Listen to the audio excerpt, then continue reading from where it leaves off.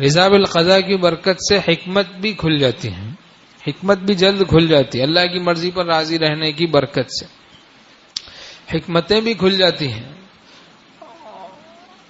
کہ بھئی اس کام میں کیا حکمت ہے، وہ حکمت بھی رضا بالقضاء کی برکت سے کھل جاتی ہے۔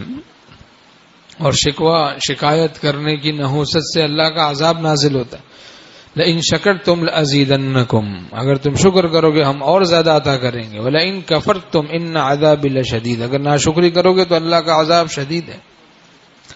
کتنی ساری بے شمار نعمتیں ہیں، ہمارے پاس بے شمار نعمتیں، وَإِن تَعُدُّوا نِعْمَةَ اللَّهِ لَا تُحْصُوهَا، اگر تم اللہ کی نعمتوں کو شمار بھی کرنا چاہو تو شمار نہیں کر سکتے۔ ایک مصیبت کو پکڑ کے ہم لوگ بیٹھ جاتے ہیں، ناشکری کرتے رہتے ہیں، اور بے شمار نعمتیں اللہ تعالیٰ نے عطا فرمائی ہے ان سے صرف نظر کرتے رہتے ہیں مستقل۔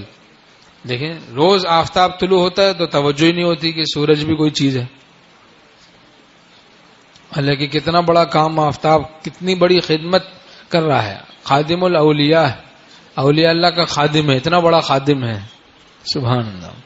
نا چیز ہیں پھر بھی ہیں بڑی چیز مگر ہم، دیتے ہیں کسی ہستی مطلق کی خبر ہم۔ تو یہ روز طلوع ہوتا ہے تو پتہ ہی نہیں چلتا، احساس نہیں رہتا، روز نعمتوں میں غرق ہیں ہم لوگ تو احساس کم ہوتا جاتا ہے۔ تو غافل نہیں ہونا چاہیے بلکہ دل کو حاضر رکھنا چاہیے، شاکر رہنا چاہیے اور شکایتوں سے بچنا چاہیے۔